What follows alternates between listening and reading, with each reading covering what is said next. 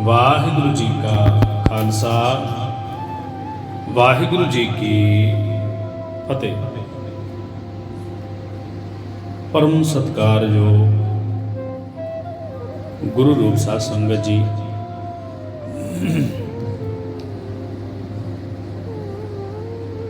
ਪਾਵਨ ਮੁਬਾਰਕ ਸ੍ਰੀ ਮੁਖਵਾਕ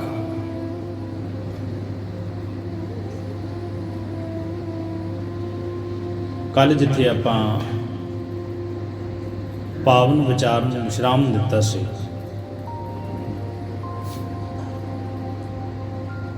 ਸੰਤ ਸਰੋਮਣੀ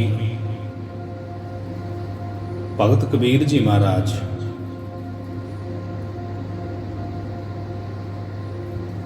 ਜੋ ਕਿ ਅੰਮ੍ਰਿਤ ਵੇਲੇ ਗੰਗਾ ਤੱਟ ਦੇ ਕਿਨਾਰੇ ਤੇ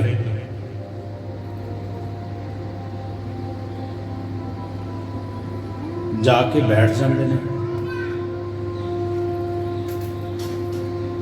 ਤੇ ਕਾਫੀ ਦਿਨ ਚੜੇ ਵਾਪਸ ਆਉਂਦੇ ਨੇ। ਮਾਂ ਨੇ ਪੁੱਛਿਆ, ਕਹਿਣ ਲੱਗੀ, ਪੁੱਤਰ ਤੂੰ ਹਰ ਰੋਜ਼ ਹੀ ਜਾਂਦਾ ਹੈ,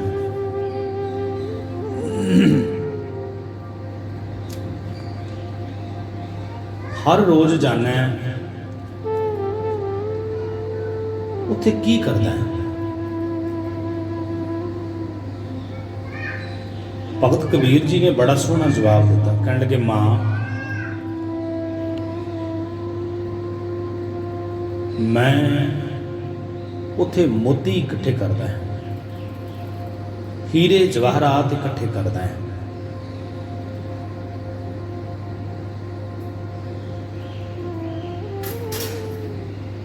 ਮਾਂ ਥੋੜਾ ਅਚਰਜਚਕਿਤ ਹੋ ਜਾਂਦੀ।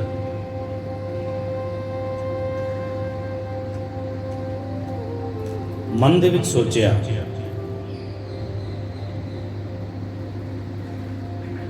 ਕੱਲ ਮੈਂ ਜਾਵਾਂਗੀ ਤੇ ਵੇਖਾਂਗੀ ਕਿ ਕਿਹੜੇ ਹੀਰੇ ਤੇ ਮੋਤੀ ਇਕੱਤਰ ਕਰਦਾ ਹੈ।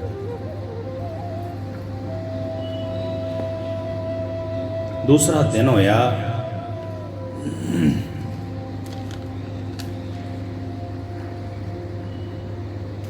ਅੱਗੇ ਅੱਗੇ ਭਗਤ ਕਬੀਰ ਜੀ ਤੇ ਪਿੱਛੇ ਪਿੱਛੇ ਮਾਤਾ। ਕਬੀਰ ਜੀ ਜਾ ਕੇ ਉਹਨਾਂ ਬਲਦੀਆਂ ਹੋਈਆਂ ਚਿਖਾਵਾਂ ਦੇ ਪਾਸ ਬੈਠ ਗਏ ਤੇ ਸਤਨਾਮ ਦਾ ਜਾਪ ਕਰਨ ਲੱਗ ਪਏ। ਆਪ ਜੀ ਦੀ ਗਿਆਤ ਵਾਸਤੇ ਅਰਜ਼ ਕਰਾਂ,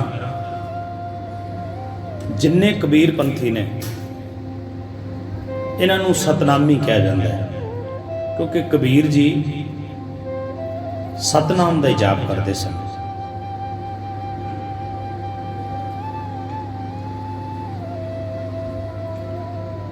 ਸਤਨਾਮ ਦਾ ਜਾਪ ਕਰਨ ਲੱਗ ਪਏ।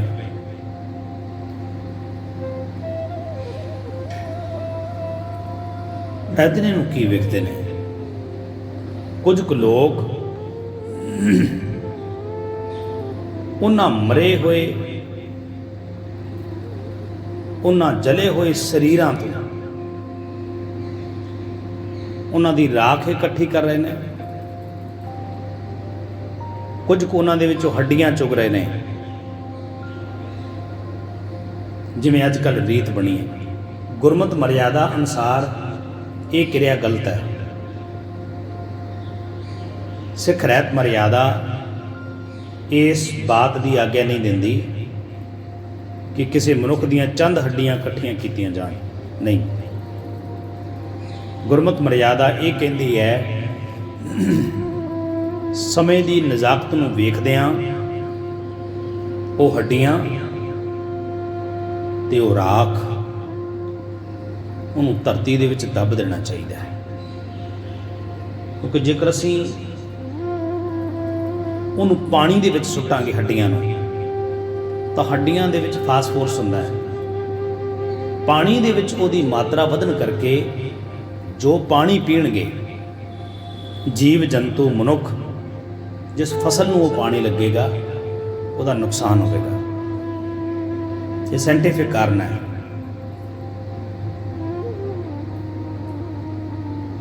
ਇੱਥੇ ਮੈਂ ਇੱਕ ਹੋਰ ਅਰਜ਼ ਕਰ ਰਿਹਾ ਹਾਂ।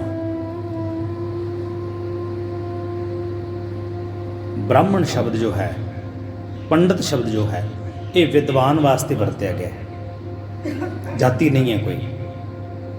मनुख की जात मनुख ही है। बड़ी त्रासदी की गल है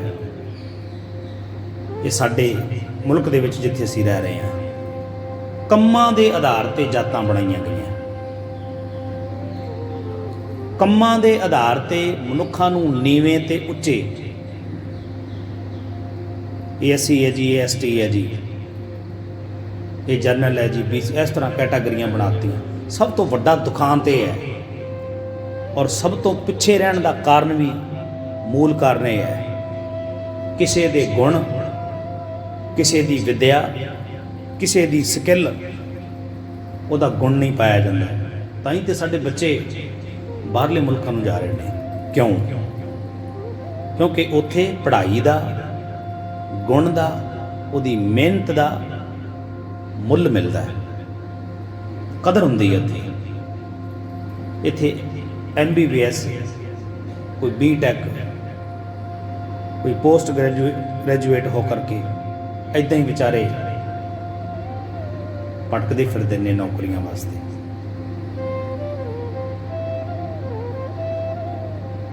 पिछले दिन ही मैं पढ़ रहा सा, एक वीर पढ़िया लिखिया पट्ठे के उत्ते इट्टां कढ़ण का काम करता है, तो जदों उन्होंने पूछया पत्रकार ने, तू किन्ना पढ़िया? उन्हें 10 डिग्रियां का नाम लिया।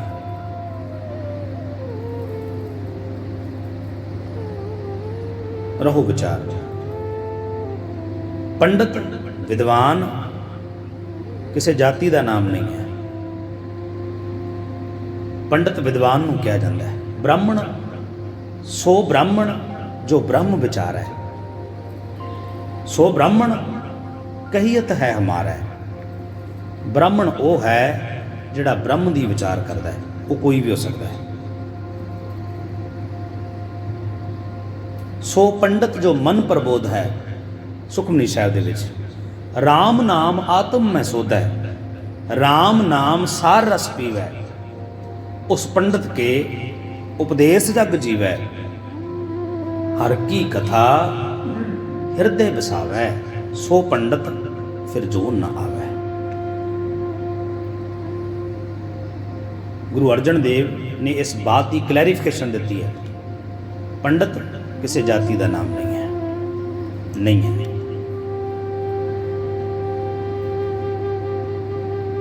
धर्म के नाम ते लोकां नूं घुमालियां दवातियां,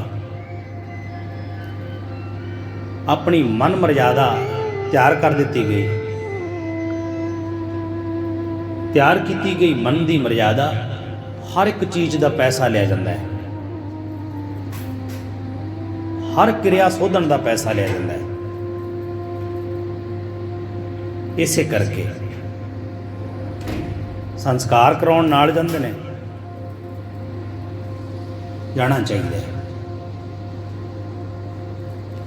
और जो फुल चुकण जाते हैं उदों भी नाल जाते हैं ब्राह्मण, उन्होंने वेखा वखी हुण सानू भी लोग कह देंगे ने, बाबा जी उत्थे सिव्यां च अरदास करनी, असीं फुल चुकने ने।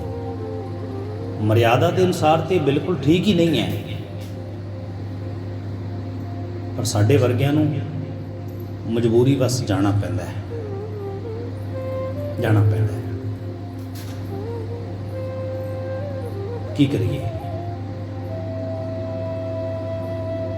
पर गुरमत सिख रहत मर्यादा इस बात की आग्ञा नहीं देती। रहो विचार। कुछ हड्डियां इकत्तर करके ते पानी दे विच पाईयां, ब्राह्मण नूं उत्थे बुलाया गया, उन्हें वेद मंत्र पढ़े। कबीर जी ये सारी वार्ता वेख रहे हैं। कबीर जी कहन लगे, गंगा तीर जो कर करै, पीवै निर्मल नीर, बिन हर भगत ना मुक्त होए, ਇਉਂ ਕਹਿ ਰਮੈ ਕਬੀਰ। ਇੱਕ ਮਨੁੱਖ ਨੇ ਸਾਰੀ ਜ਼ਿੰਦਗੀ ਬੰਦਗੀ ਨਹੀਂ ਕੀਤੀ, ਪਰਮਾਤਮਾ ਦਾ ਨਾਮ ਨਹੀਂ ਸਿਮਰਿਆ, ਕਿਸੇ ਦਾ ਭਲਾ ਨਹੀਂ ਕੀਤਾ। ਜਨਮ ਪਾਏ ਕਿਛ ਭਲੋ ਨਾ ਕੀਨੋ, ਤਾਂ ਤੇ ਅਧਿਕ ਡਰੋ। ਜਿਹਨੇ ਕਿਸੇ ਦਾ ਭਲਾ ਹੀ ਨਹੀਂ ਕੀਤਾ, ਉਹਦਾ ਭਲਾ ਕਿਵੇਂ ਹੋ ਸਕਦਾ ਹੈ? ਪੰਜਾਬੀ ਦੀ ਇੱਕ ਕਹਾਵਤ ਹੈ, ਕਰ ਭਲਾ ਉਹ ਭਲਾ। ਜਿਹੜਾ ਕਿਸੇ ਦਾ ਭਲਾ ਕਰਦਾ ਹੈ, ਨਿਰੰਕਾਰ ਉਹਦਾ ਭਲਾ ਕਰਦਾ ਹੈ। ਬਾਅਦ ਦੇ ਵਿੱਚ ਹੱਡੀਆਂ ਦੀ ਮੁੱਠ ਇਕੱਠੀ ਕਰਕੇ, ਕੱਲ੍ਹ ਦੇ ਦੀਵਾਨ 'ਚ ਮੈਂ ਬੇਨਤੀ ਕਰੀ ਸੀ, ਕਿਸੇ ਦੇ ਗਲ 'ਚ ਬੰਨ੍ਹ ਦਿੰਦੇ ਨੇ, ਬੱਸਾਂ 'ਚ ਆਵਾਜ਼ਾਂ ਦਿੰਦੇ ਜਾਂਦੇ ਨੇ, ਰੁਪਈਏ ਸੁੱਟਦੇ ਜਾਂਦੇ ਨੇ, ਉਹਦੇ ਨਾਮ ਤੇ ਪੁੰਨਦਾਨ ਕਰਦੇ ਜਾਂਦੇ ਨੇ। ਹੱਡੀਆਂ ਪਾ ਕੇ ਵਾਪਸ ਆ ਜਾਂਦੇ ਨੇ। ਹੱਡੀਆਂ ਪਾਉਣ ਵਾਲੇ, ਪਾਣੀ ਦੇ ਵਿੱਚ ਹੱਡੀਆਂ ਸੁੱਟਣ ਵਾਲੇ ਦੂਜਿਆਂ ਦੀਆਂ ਹੱਡੀਆਂ ਦਾ ਮਾਸ ਚੂੰਡ ਲੈਂਦੇ ਨੇ। ਉੱਥੇ ਬੰਦੇ ਦੇ ਕੱਪੜੇ ਉਤਾਰਨ ਤੱਕ ਜਾਂਦੇ ਨੇ। ਇੱਕ ਮਨੁੱਖ ਨੇ ਬੰਦਗੀ ਨਹੀਂ ਕੀਤੀ, ਕੀ ਗੰਗਾ ਦੇ ਪਾਣੀ 'ਚ ਉਹਦੀਆਂ ਹੱਡੀਆਂ ਪਾਉਣ ਨਾਲ ਉਹਦਾ ਉਧਾਰ ਹੋ ਜਾਏਗਾ? ਨਹੀਂ, ਨਹੀਂ ਹੋਵੇਗਾ। ਸਤਿਗੁਰੂ ਕਬੀਰ ਜੀ ਨੇ ਪਾਵਨ ਬਾਣੀ ਅੰਦਰ ਇਹ ਫੈਸਲਾ ਦੇ ਦਿੱਤਾ ਕਿ ਗੰਗਾ ਤੀਰ ਜੋ ਘਰ ਕਰੈ। ਹੱਡੀਆਂ ਪਾਉਣਾ ਵੱਖਰੀ ਗੱਲ ਹੈ। ਇੱਕ ਬੰਦਾ ਜਿਉਂਦੇ ਜੀ ਗੰਗਾ ਦੇ ਕਿਨਾਰੇ ਤੇ ਰਹਿਣ ਲੱਗ ਜਾਏ,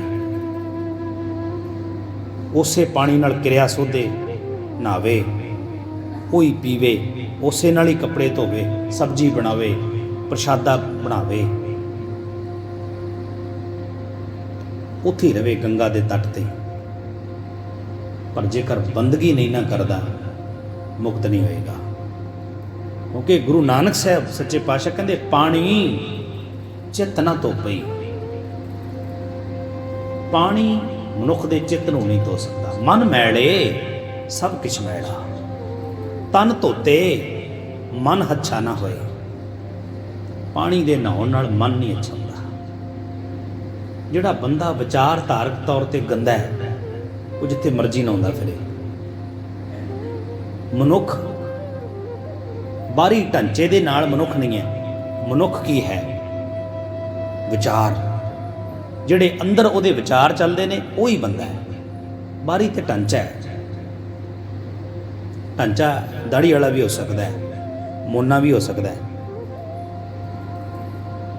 ਛੋਟਾ ਵੀ ਹੋ ਸਕਦਾ ਹੈ, ਲੰਬਾ ਵੀ ਹੋ ਸਕਦਾ ਹੈ। ਇਹ ਤੇ ਸਰੀਰ ਦਾ ਢਾਂਚਾ ਹੈ। ਪਰ ਤੁਹਾਡੇ ਅੰਦਰ ਕੀ ਚੱਲਦਾ ਹੈ, ਉਹ ਹੈ ਮਨੁੱਖ। ਅੰਦਰ ਦੀਆਂ ਸੋਚਾਂ, ਅੰਦਰ ਦੀ ਵਿਚਾਰਧਾਰਾ ਹੈ ਜੋ, ਉਹ ਮਨੁੱਖ ਹੈ। ਕਬੀਰ ਜੀ ਕਹਿਣ ਲੱਗੇ, ਬਿਨ ਹਰ ਭਗਤ ਨਾ ਮੁਕਤ ਹੋਏ, ਇਉਂ ਕਹਿ ਰਮੈ ਕਬੀਰ। ਕਬੀਰ ਜੀ ਦੇ ਸ਼ਲੋਕਾਂ 'ਚ ਰਵਿਦਾਸ ਜੀ ਦਾ ਇੱਕ ਹਵਾਲਾ ਦਿੱਤਾ ਗਿਆ, ਹਰਸੋ ਹੀਰਾ ਛਾੜ ਕੇ। ਇਹ ਸ਼ਲੋਕ 21 ਸ਼ਲੋਕ ਹੈ ਰਵਿਦਾਸ ਜੀ ਦਾ। ਕਰੈ ਆਨ ਕੀ ਆਸ। ਪਰਮੇਸ਼ਰ ਦੇ ਨਾਮ ਤੋਂ ਬਿਨਾਂ ਕਿਸੇ ਦੀ ਆਸ ਕਰਦਾ ਜਿਹੜਾ ਮਨੁੱਖ। ਹਰਸੋ ਹੀਰਾ ਛਾੜ ਕੇ ਕਰੈ ਆਨ ਕੀ ਆਸ। ਅਦਰ ਕਿਸੇ ਦੀ ਆਸ ਕਰਦਾ ਹੈ। ਤੇ ਨਰ ਦੋਜਕ ਜਾਹੇਂਗੇ, ਸਤ ਪਾਖੈ ਰਵਿਦਾਸ। ਰਵਿਦਾਸ ਜੀ ਕਹਿਣ ਲੱਗੇ, ਉਹ ਦੋਜਕ ਨੂੰ ਜਾਣਗੇ। ਇਹ ਗੱਲ ਮੈਂ ਦਾਅਵੇ ਨਾਲ ਕਹਿ ਰਿਹਾ, ਤੁਸੀਂ ਸੁਣ ਲਓ। ਇਦਾਂ ਹੀ ਹੋਵੇਗਾ।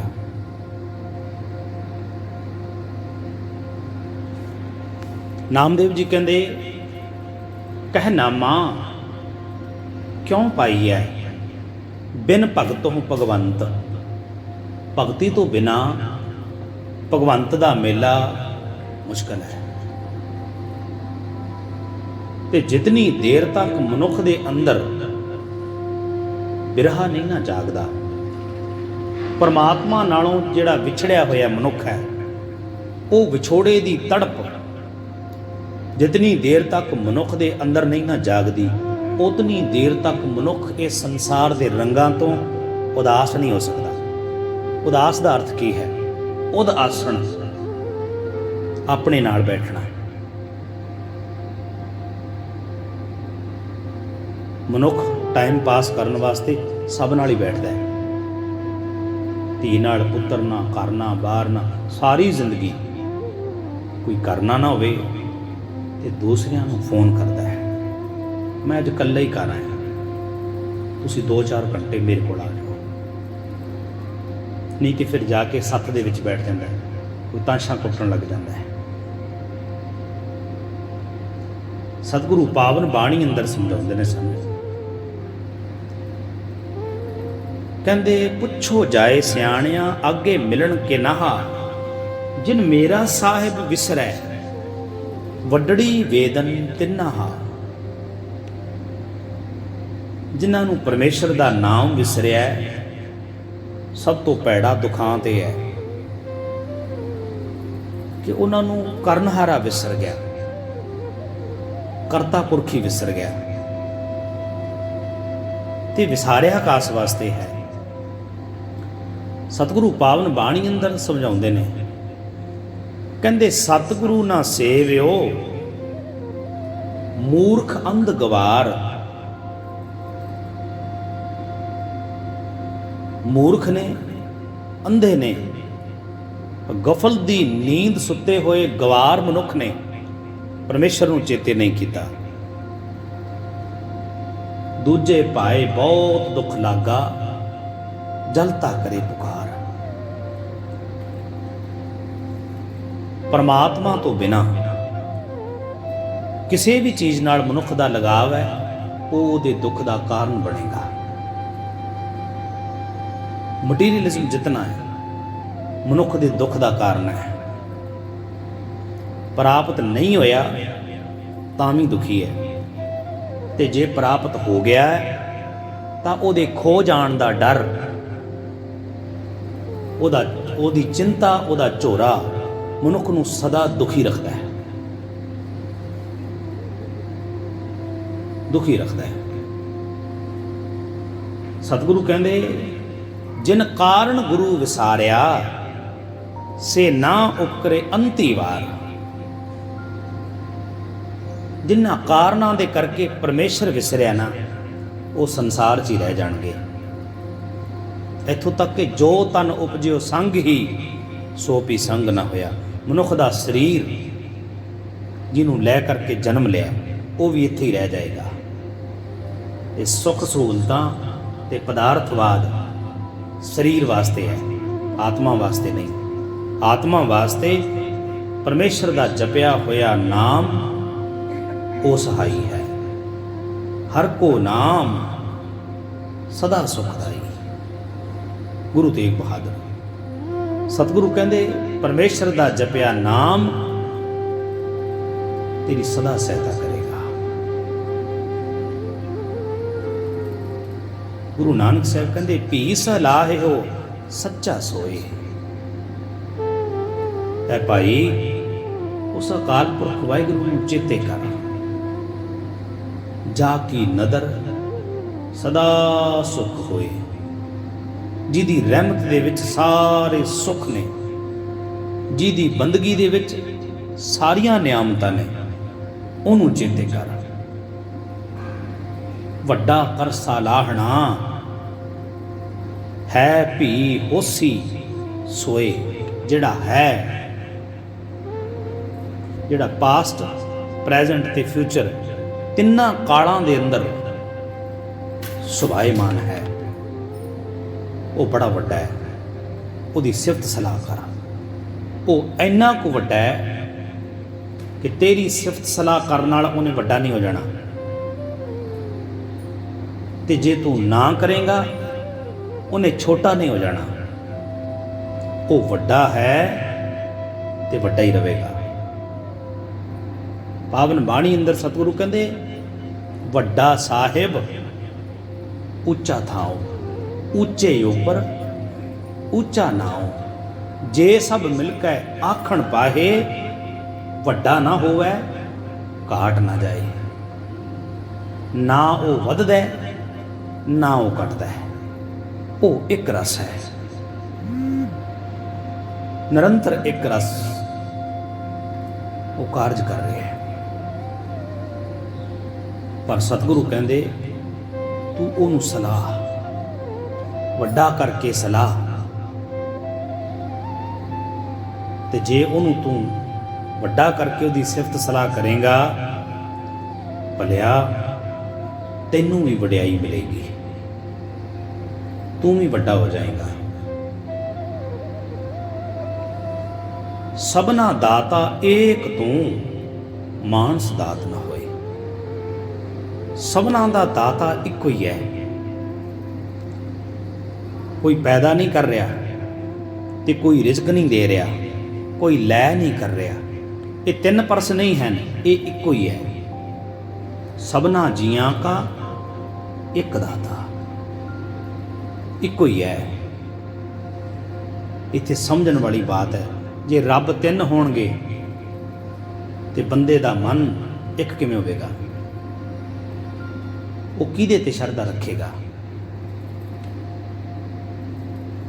ਸਤਿਗੁਰੂ ਕਹਿੰਦੇ ਜੀ ਕੀ ਇੱਕ ਹੈ ਹੀ ਪੈਮਾਨੀ, ਇੱਕੋ ਹੀ ਦਰ ਹੈ ਨਿਰੰਕਾਰ ਦਾ,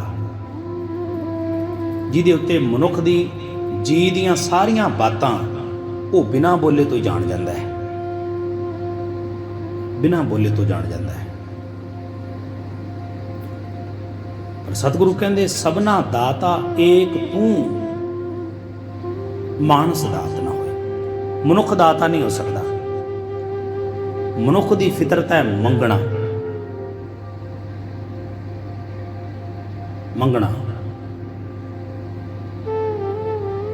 ਔਰ ਜਦੋਂ ਦੀ ਮੌਲੇ ਨੇ ਦੁਨੀਆ ਸਾਜੀ ਹੈ ਉਦੋਂ ਤੋਂ ਹੀ ਮੰਗਦਾ ਹੀ ਆ ਰਿਹਾ ਹੈ। ਮੰਗਾਂ ਸਮਾਪਤ ਨਹੀਂ ਹੁੰਦੀਆਂ, ਜੀਵਨ ਸਮਾਪਤ ਹੋ ਜਾਂਦਾ ਹੈ। ਮੰਗਦਾ ਹੀ ਰਹਿੰਦਾ ਹੈ, ਮੰਗਦਾ ਹੀ ਰਹਿੰਦਾ ਹੈ। ਦੇ ਦੇ ਮੰਗੈ ਸਹਿਸਾ ਗੁਣਾ, ਸੋਭ ਕਰੇ ਸੰਸਾਰ। ਮੰਗਦਾ ਵੀ ਹੈ ਨਾਲ ਸੋਭਾ ਵੀ ਮੰਗਦਾ ਹੈ। ਇੰਨਾ ਕੁ ਦੇ ਕਿ ਸੰਸਾਰ 'ਚ ਮੇਰੀ ਸੋਭਾ ਹੋਵੇ। ਪਰ ਮਨੁੱਖ ਦਾਤਾ ਨਹੀਂ ਹੋ ਸਕਦਾ। ਦਾਤਾ ਇੱਕੋ ਹੀ ਹੈ। ਜੋ ਤਿਸ ਭਾਵੈ ਸੋ ਥੀਐ, ਰੰਨ ਕੇ ਰੁੰਨੇ ਹੋਏ। ਜੋ ਨਿਰੰਕਾਰ ਨੂੰ ਠੀਕ ਲੱਗਦਾ ਹੈ ਉਹ ਉਦਾਂ ਹੀ ਕਰਦਾ ਹੈ।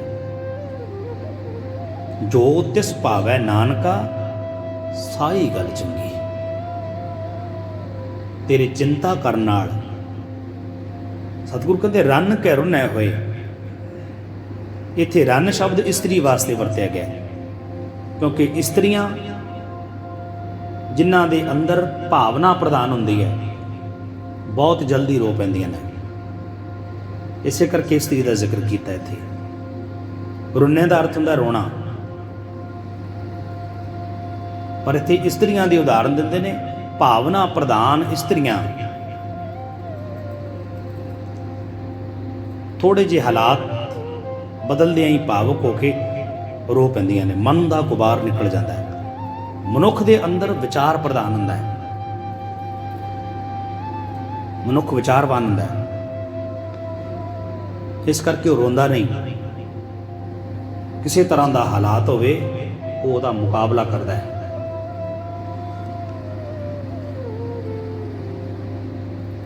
ਇੱਕ ਮੈਂ ਬੇਨਤੀ ਹੋਰ ਕਰਾਂ, ਮਨੁੱਖਾਂ ਦੇ ਮੁਕਾਬਲੇ ਔਰਤਾਂ ਘੱਟ ਪਾਗਲ ਹੁੰਦੀਆਂ। 100 ਮਨੁੱਖ ਹੋਵੇ, 100 ਔਰਤ ਹੋਵੇ, ਔਰਤਾਂ 20 ਪਾਗਲ ਹੋਣਗੀਆਂ, ਮਨੁੱਖ 80 ਪਾਗਲ ਹੋਣਗੇ। ਕਿਉਂਕਿ ਮਨ ਦਾ ਗੁਬਾਰ ਨਹੀਂ ਨਿਕਲਦਾ। ਰੋਂਦੇ ਨਹੀਂ ਕਿਸੇ ਪਾਸ। ਰੋਣ ਨਾਲ ਮਨੁੱਖ ਦਾ ਮਨ ਹੌਲਾ ਹੋ ਜਾਂਦਾ ਹੈ।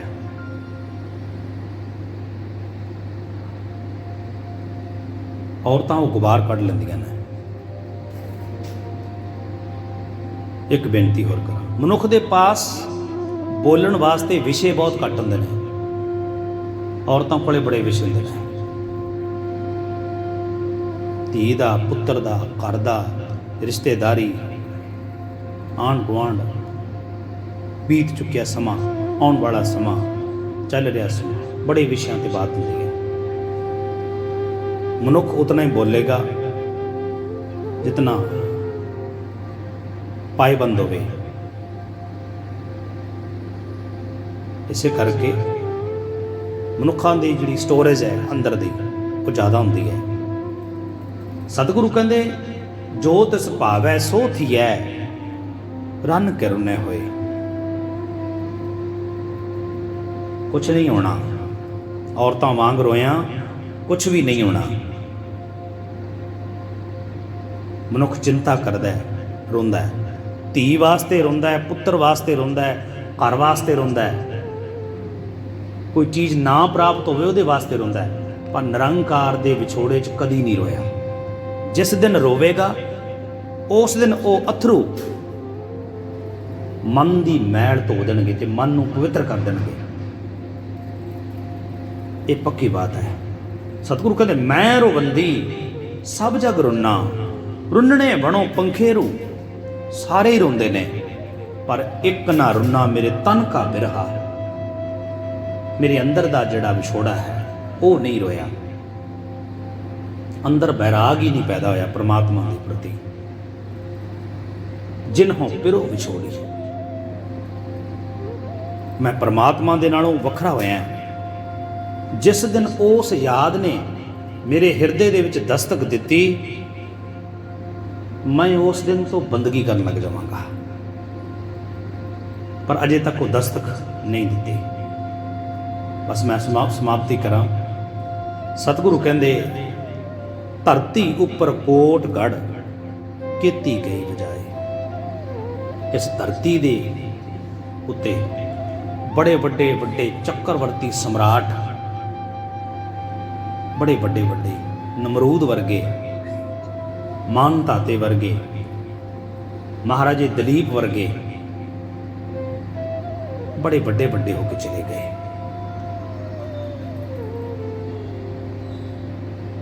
ਕੀਤੀ ਗਈ ਵਜਾਏ, ਆਪਣੀ ਨੌਬਤ ਵਧਾ ਕੇ ਚਲੇ ਗਏ। ਨੌਬਤ ਕਹਿੰਦੇ ਨੇ ਢੋਲ ਨੂੰ, ਨਗਾਰੇ ਵੱਜਦੇ ਸੁਣੇ ਨੇ। ਬਾਬਾ ਫਰੀਦ ਕਹਿੰਦੇ ਪਾਸ ਦਮਾਮੇ ਛੱਤ ਸਿਰ ਭੇਰੀ ਛੱਡੋ ਰੱਡ। ਕਹਿੰਦੇ ਕਿ ਮੇਰੇ ਸਿਰ ਦੀ ਛੱਤ ਮਹਿਲ ਦੇ ਬਿਲਕੁਲ ਨਾਲ ਹੀ ਸੀ। ਉੱਥੇ ਰੋਜ਼ ਰਣ ਭੇਰੀਆਂ ਵੱਜਦੀਆਂ, ਢੋਲ ਵੱਜਦੇ, ਨਗਾਰੇ ਵੱਜਦੇ, ਰਣ ਸਿੰਘੇ ਵੱਜਦੇ। ਪਰ ਜਾਏ ਸੁੱਤੇ ਜੀਰਾਣ ਮੈਂ ਥੀਏ ਅਤੀਮਾਂ ਕੱਢ।